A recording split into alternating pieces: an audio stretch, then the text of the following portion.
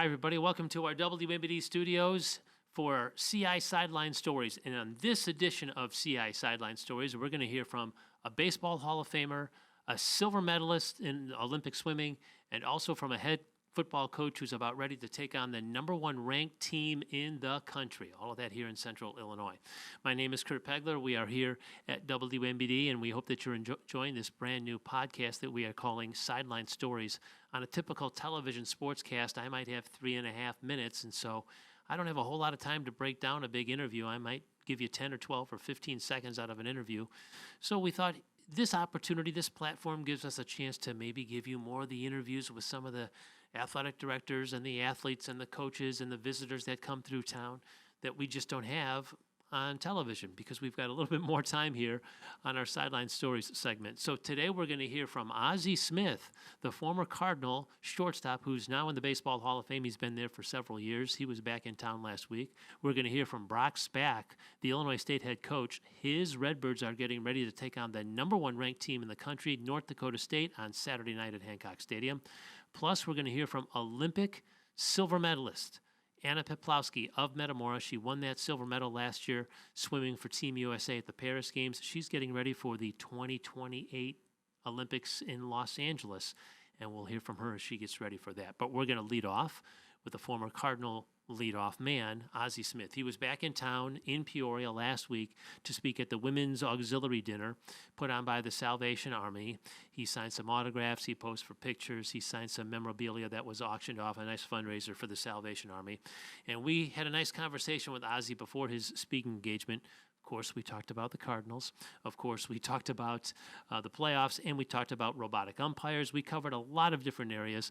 And the first thing, though, we talked about was how bittersweet of a trip it was back to Peoria for him. He's been back and forth to Central Illinois several times, but it had been a while since he'd been here, and he talked about why this trip back home to Peoria, so to speak, was bittersweet for Ozzie Smith. One of the first times I came here, it was to visit a very good friend of mine who just passed away, Ryan Sandberg. And so, you know, it's kind of bittersweet. With him and just having passed away, and we've gotten to know each other pretty much through the Hall of Fame and stuff, and become pretty good friends. And so it was a sad day for all of us. Yeah, obviously, you know, this is Cardinal territory yes, here. Indeed. How do you encourage the Cardinal fans who are again watching the playoffs at home this October? Well, I think that for the Cardinal fans, it's probably they were spoiled. I think, especially in the era that I played, you know, we were in the playoffs all the time, and I think that people became accustomed to that. And when you're not there for 2 or 3 years, you really start to have a greater appreciation for postseason play. You know, there's something about October, the October cold that's very rewarding. You know, so we always kind of look forward to that. And the last couple of years hasn't been very good, for whatever reasons. But we're just hoping that we get back on track and they can get it together and with a new GM and change of faces and sometimes that's what's needed. Yeah, the Jordan Walkers and the Mason Winds played here in Peoria, right. So we're waiting to see them kind of explode up there. Are you encouraged by the young players in the Cardinals organization? I think we have some great young players. You know, for whatever reason, the chemistry hasn't worked to this point. But the nucleus, I think, of the club is very, very good. So you've got to find those players to put around them that's going to make them better as players, and hopefully that will all come together for them. You know, they've had a chance to play together now, and they've had a taste of it, and they're all so young. You know, and I think that sometimes we forget how young they are, and they get rushed to the big leagues pretty quick. And so these last couple of years haven't been very good for them, but they've gotten experience. And there's no substitute for experience. You are a valuable resource. Are you around the team enough that people can come up and ask you questions or anything like that? No, I go to spring training, and then after spring training, I get out of the way. That way I can't get blamed. You know, but no, most of the guys that I played with, you know, Willie McGee worked with the club at the big league level for 5 or 6 years, and he's gone back to the minor leagues now doing roving and stuff. And he's enjoying that a lot more than spending time in the big leagues, you know. So guys always have access to us. When I go to the ballpark now, it's usually to entertain and stuff, and you don't want to confuse guys, and that I certainly have never wanted to do that, and they have their own way with analytics and stuff now. I don't think a lot of us really agree with all of the analytics and stuff because for us it was very simple: see ball, hit ball. You hit and you run. There's a statistic for everything that you do now. You know, how many times you move left, how many times you move right. That becomes very confusing for players, you know, so we've always tried to keep it real simple, but I think that that's how the game has changed. You know, they're more interested in exit velocity than whether it went over the fence or not. Is it hard for you to watch baseball now because of that? Some at times, you know, the postseason will be a little bit different, you know, because the clubs that make it to postseason, I think they're the clubs that do the little things that it takes to get there. The little things, you know, when you look at the Milwaukee Brewers, they remind us of a lot of what the way we play. You know, they catch it, they throw it, they hit, and they run. Do you like Milwaukee? Who do you like in the postseason? Well, I mean, I think that it's going to boil down to who wants it more, you know, because at this level, I think everybody is pretty evenly matched. You can throw out the season, and it's who takes advantage of their situation now when you have a chance to drive in runs. So what about automated balls and strikes that's coming to baseball? What do you think about that? Well, here again, I think for all of us who are baseball purists, there's something to be said about the human element. The human element's not perfect. I don't think that the game will ever be perfect, and I think that we're bordering now on removing that human element, which makes the game the game. Is it still a great game when you step back and take a look? It's different from when you played in the 80s and 90s, right? But is it? Well, it's great when it's played the right way. You know, when you have a chance to watch a team who does it fundamentally sound, teams that don't beat themselves. And it's to a point now to where when that does happen, you go, ooh, look at that. That's the way it's supposed to be done. That's the way it's supposed to be done. That's our conversation with Ozzie Smith. He was in town again last week in Peoria. It's always great to see him. I've had an opportunity to interview him a handful of times. He's candid, he's polite, he's cordial. He's a wonderful guy to chat with, and he's talking about the Cardinals and about the playoffs and about robotic umpires. So that's something new that we never thought we'd be asking Ozzie Smith. We're going to take a break. When we come back, we're going to hear from Brock Spack, the head coach of the Illinois State Redbirds. His team will play the number 1 ranked North Dakota State Bison on Saturday night at Hancock Stadium. Plus, he is coming off perhaps the craziest football game that he can ever remember. It was the craziest game that I've ever broadcast, a 6-hour college football game that included 2 lightning delays and went to double overtime. His thoughts on that when CI Sideline Stories continue.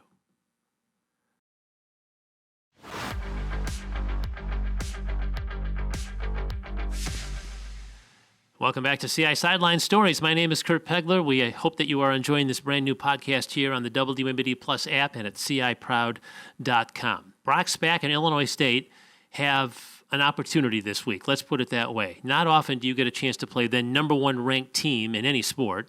Not often do you get a chance to play the number 1 ranked team at your home base. Not often do you get a chance to play the number 1 ranked team, which is the defending national champion, at home. The Redbirds get all of that on Saturday night. They'll entertain North Dakota State, the number 1 ranked team in FCS football, the defending national champion, and a team that is just really the benchmark in all of FCS football. The Redbirds will host them at 6 o'clock at Hancock Stadium. And Coach Spack is going to talk to us about that, but he's also going to talk about the crazy double overtime game that the Redbirds won last Saturday. They beat North Alabama in a game that took 6 hours to play because there were 2 75-minute lightning delays, and then the game went to double overtime. The game kicked off at noon and didn't finish until about 6 o'clock. Wow. The Redbirds won that ball game. It was crazy. Brock Spack talks about that and about his game against North Dakota State here on CI Sideline Stories. It's a long way and the hard way. So, but we won the game, and that's all that counts. It was like 3 games in one. You had before the first delay and 17-0 lead at that point, and then a pretty evenly matched second quarter, if you would, in between, and then the crazy finish after your second weather delay. Yeah, it was. We had, I give our players credit because it was, I'm theirs too. But we had a really comfortable lead. it looked like before the first delay, it was going to go to 24-0. And I think that's what it would have been going into halftime. But it didn't end up that way. So we go in and come back out, and all of a sudden, bang, bang, bang, they're back in it, 17-17. And then we go back in and then come back out, and they take the lead. I don't think they ever took the lead, but we just battled back and forth, and we were able to make some plays and maybe just one more than they did and won the game. So sometimes it comes down to the last play of the game, and I always tell our players all the time they'd be ready to win the game in the last play of the game, no matter when that play is. If it's in the fourth or it's in the first overtime, second overtime, third overtime, doesn't matter. You have to be ready to win. And there's some winning moments there, and we were able to capitalize on winning moments and win the game. Players and coaches are creatures of habit. You're not used to having 2-hour, 15-minute delays. How do you overcome that? What's going on in the locker room when you have better than an hour delay twice in a game? Well, what we really did is we kind of changed our game plan twice. So we had 3 different game plans, and as they did too. They came out the second time with different stuff, and we had to counter that in the last delay.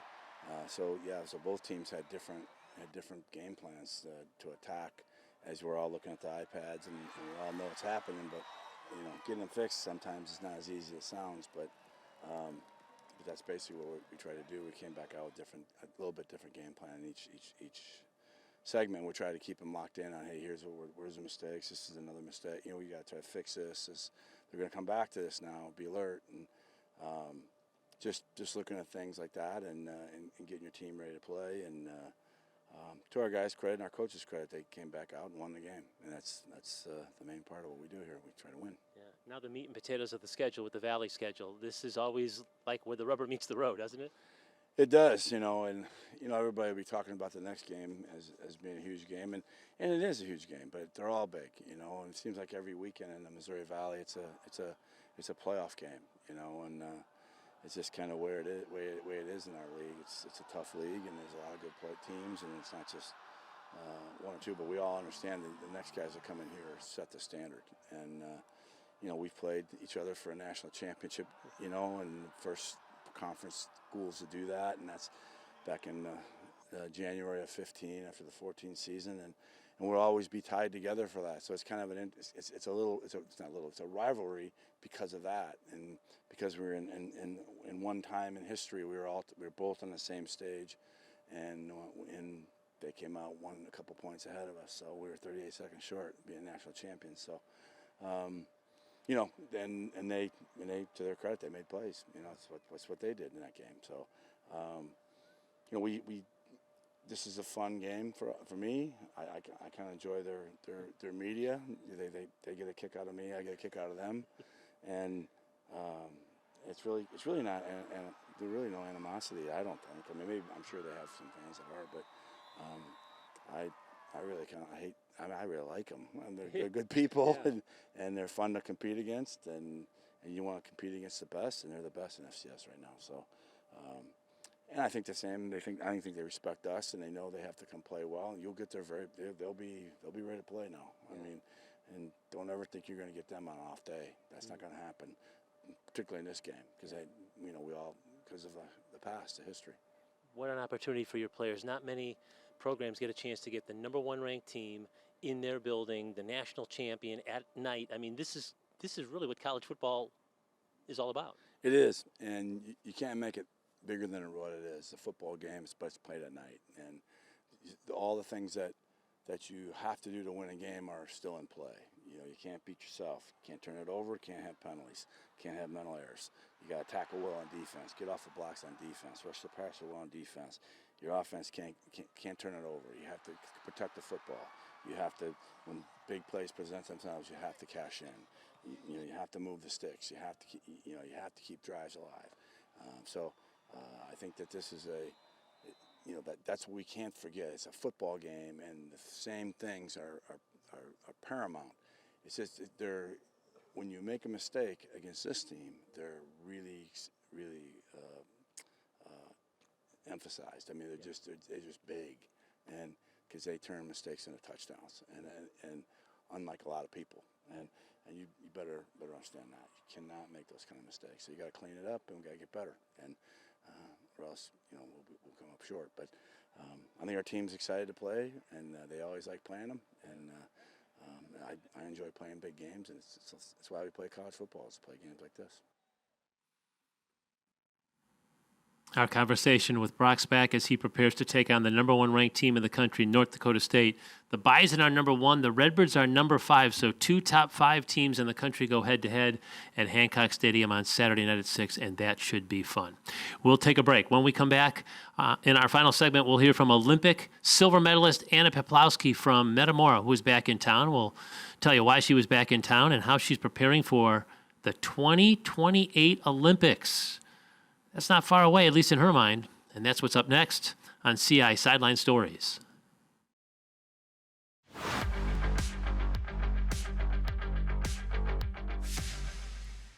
Welcome back to CI Sideline Stories. My name is Kurt Pegler here at the WMBD studios.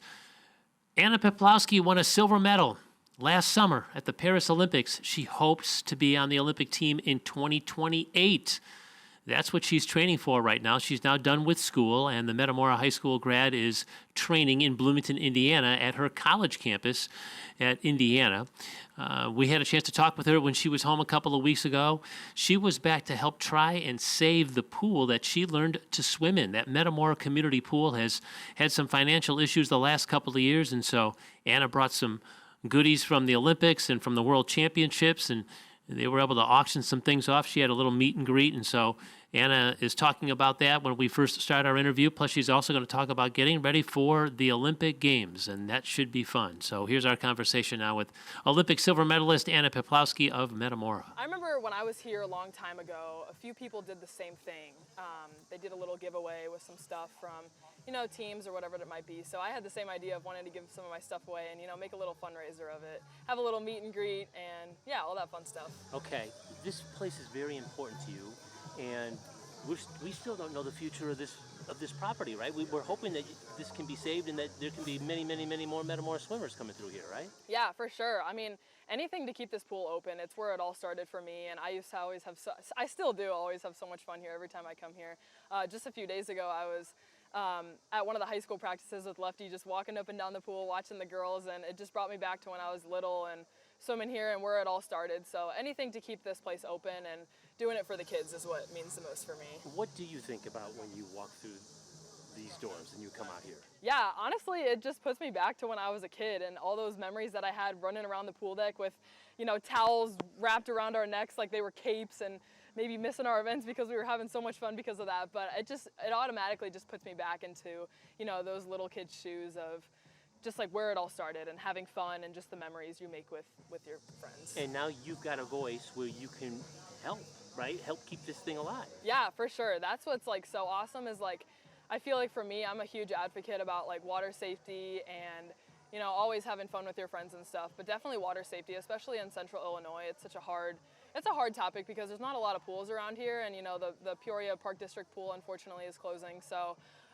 just trying to have as many resources as we can to promote water safety, and learning swimming from a young age is really important for me too. I remember you said that in the spring in our last interview, that you said, there's too many drownings. I want to change that. Yes. Right? I mean, this is important to you to learn how to swim, not be afraid of the water, those kind of things? Yeah, for sure. There was an incident when I was in middle school where someone on the lake had something happen like that, and it was really scary for me being in middle school, my little sisters being in elementary school, for those type of things to happen. So just doing as best as I can with my role now, and just being able to bring awareness to it, and just bring as much attention to swimming as we can in central Illinois. Do you still check out that board that's got team records on it and see if there's a Peplowski? Yes, I actually did. I went over there when I was at the high school practice the other day, and it's so cool to see how some of those records are still standing, and it's just awesome to see my name up there, and brings me back to the good days. That's good. Okay, now let's tell everybody what you're doing. You are essentially training for the Olympics, aren't you? Yes. Moving forward, you're not in school anymore. Nope, so I graduated in the spring, and LA is already 3 years away. I remember last year at something similar to this event last year, I remember being like, oh yeah, LA is 4 years away. It's a long time, but it's already been 1 year, so I mean, time does fly. But yeah, I mean, I graduated in the spring and going to be definitely focusing on my professional career because, you know, if you have that opportunity and that chance to do something like that, then you got to take it. So definitely going to be focusing on my swimming career, but I can't be doing nothing in between practices in the morning and the afternoon. So got to keep myself busy. There might be some stuff coming soon. I'm not going to say what, but hopefully some stuff with maybe some swim clinics, some swim camps coming in the future. So still in the works with a lot of those things. You're still in Bloomington, Indiana, though, correct? Yep. You're training at your college pool. Yes, it's so special. We're so fortunate at Indiana to be able to train with the college team. And I remember when I was a freshman, we had a huge pro group because it was around, it was right after the 2021 Tokyo Olympics, and all those pros returned and we're training for 2024. So I'm looking forward to me being able to be that person now and be that kind of role and advocate for the incoming freshmen to be able to look at the pros and be like, okay, she did this, X, Y, Z, I want to be like her. So You're okay with being their mentor? There's going to be some 19-year-old, 20-year-olds that are like, oh yeah. you know, how do you do, you're embracing this. Yeah. I mean, I feel like I can be friends with anyone. I have a lot of friends on the college team that are going to be juniors, seniors, even sophomores. So we had a couple transfers come in this year, and I can click with them right away, whether it's about swimming, life stuff, whatever. So yeah, I'm just excited to see what the incoming classes can do, and yeah, just looking forward to those friendships. You've had a good year. You're coming off the Worlds when you really had a great split, and was that a U.S. record? Yep, it was an American record. Yep. Wow. Yep. Tell me about that. And that was crazy. Everybody on your team was trying to fight a stomach flu or something. Yep, right? that was a little bit difficult. Definitely a lot of stuff happening with sickness and stuff, but one thing about Team USA is whatever challenges and battles we're faced with, we're always able to overcome it and do our best to fight through with whatever it is.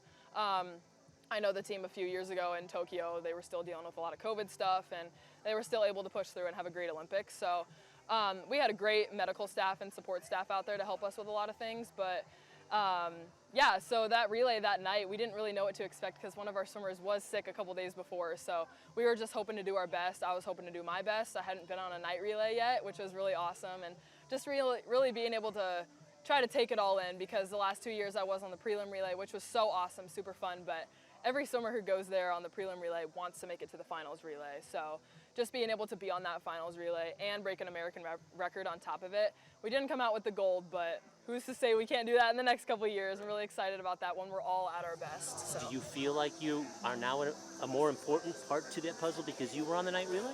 Yeah, for sure. I mean, it's so motivating being able to be on that night relay and just have like that electric feel, like in the night session, you know, with swimming, not a lot of people go to the prelim sessions and they're all at the night sessions because they want to see, you know, the records, the American record, they want to see world records, all that press around the big moments in swimming. So it was just like super fun to be a part of that and reflect on all the hard work I've done this past year. How will training be different when you're not training with your college team for an upcoming meet? I mean, you're training for something that's down the road. Right, yeah. Right? For sure. I mean, I'm definitely going to be able to have to try to figure that out as I go. And it's going to be sad without Big Tens, NCAAs, maybe some dual meets here and there. But I was definitely ready to be done after this year. You know, 4 years is, I think, a great amount. And then just learning how to take it to the next level. So we're definitely going to see with like how things go this year. But I'll have meets along the way. Maybe be able to swim in like halftime of like the dual meets and stuff. That's what some of our pros would do. So they're still swimming and stuff, but I'm just fortunate enough that I'm able to train with the college team because some pro groups around the country don't get that opportunity and they'll just train with their pro group, which is usually a lot smaller. So I just love being with my college teammates. The Olympics are 3 years away. You just finished the Worlds. What's next? What would be the next big thing you'd be training for? Mm-hmm. So this year, in June, the trials meet was a qualifier for Worlds this year and Pan Pacs next year. So Pan Pacs next year is in Irvine, California. So I'll be attending that. That meet is just like super fun because the team is a little bit bigger. They take top 4 in every event and then top 5 in my freestyle event. So usually for like Worlds and the Olympics, they'll take top 6. It's kind of confusing, but it'll be a bigger team because they'll take top 4 in every event. So just excited to have a huge meet next year without a qualifying meet. Because those meets are almost more intense than the actual like meet itself. So just because the U.S. is so competitive. But yeah, so that'll be next summer, late summer, and just excited to compete on home soil. The international events, that your juice has got to be flowing like right. It's a lot different. Not to say that you weren't fired up to go swim against Penn State and Ohio State, but that's got to be the Australians. And I mean, this is big time. Oh, it's crazy. Yeah, having China next to you on one side and Australia next to you on the other side, and they might not even speak English. Well, the Australians do, but you know what I mean. Like having all these other countries next to you, and even in the ready room too. Like it's so different because you don't know a lot of these people. Like when I'm at Big Tens and NCAAs, the whole ready room is like good friends with me, and it's a little bit more calming to know when you have friends in a ready room. But I mean, when you're at this meet and like me competing in a relay, I have my USA teammates with me, so it's always so fun. All right, take us inside. What you do to prepare yourself? You're watching your calories. You're burning a bunch of calories. Are you eating eggs like they're going out of style? How do you get yourself ready for all this? Yeah, honestly, like I'm not too, as much as you would think, like I'm not too into like my nutrition as much as like people might think like, you know, Olympians are and stuff. I really try to keep like balanced 3 meals a day, as much protein as I can, all that kind of stuff. But I don't like to overly obsess with it just because I'm thinking too much about, I don't know, like that kind of stuff. So I like to go for a nice coffee every other day. Like I'm not gonna lie, I like that kind of stuff. But yeah, just doing what I love and always trying to stay like present and stuff is what's most important for me. And in terms of like getting ready, like a few weeks out, I'll really dial in on sleep. But you know, when you're a student athlete, you don't really have a choice but to go to bed every night early and get your homework done and during the day, and I don't know, maybe during class if you don't want to listen in class, like whatever it is, like you're always focused on getting stuff done so you can prioritize the big things. A trip home is always good, though, isn't it? I mean, I sense it. I can just tell by your body language when you come back. It recharges you because Central Illinois is still in your blood. Yeah, for sure. It's just so awesome to like be able to come home here and have such like a strong support system back home and see some of my friends and you know be able to come here at the Metamora pool. It's still just the same Metamora pool that is here when I was young. So it's so awesome to come back home and have everyone here. When was the last time you were in the water here? How long ago? Long time, actually. Probably not since high school season, my senior year, 4 or 5 years ago. So it's been a while. It has been a while. That's right. Been a long time. Yeah. But again, you want to see this place go on and on and on and on. We don't want to have this limbo of is it open, is it closed? I mean, this is the this is the home of an Olympian. We got to save this place. Yes, for sure. And you know, down the line, if a pool ever gets built in this town, that would just be so remarkable, and it would really bring a lot of attention to Central Illinois swimming because I even remember going up to high school state and all those Chicago teams being like, oh, downstate is here, blah, blah, blah. But we had some powerhouses here, and for as limited resources and pools we have here, we had a pretty great team up at high school state. So I don't know, just bringing as much attention as we can to Central Illinois. And what's important is learning how to swim and being able to take that to the next competitive level. Yeah. Always great to talk to Anna Peplowski, the U.S. Olympic medalist. She won that silver medal. Maybe she can win a gold in Los Angeles. Wouldn't that be something else and bring back a gold medal to Central Illinois? Always great to talk with her. And we hope that you've enjoyed this edition of CI Sideline Stories. We're here every week at ciprod.com and at the WMBD Plus app. Just continue to check your listings so you can see when our podcast will air. We will see you next time on CI Sideline Stories. Thanks for joining us, and we hope to see you next week.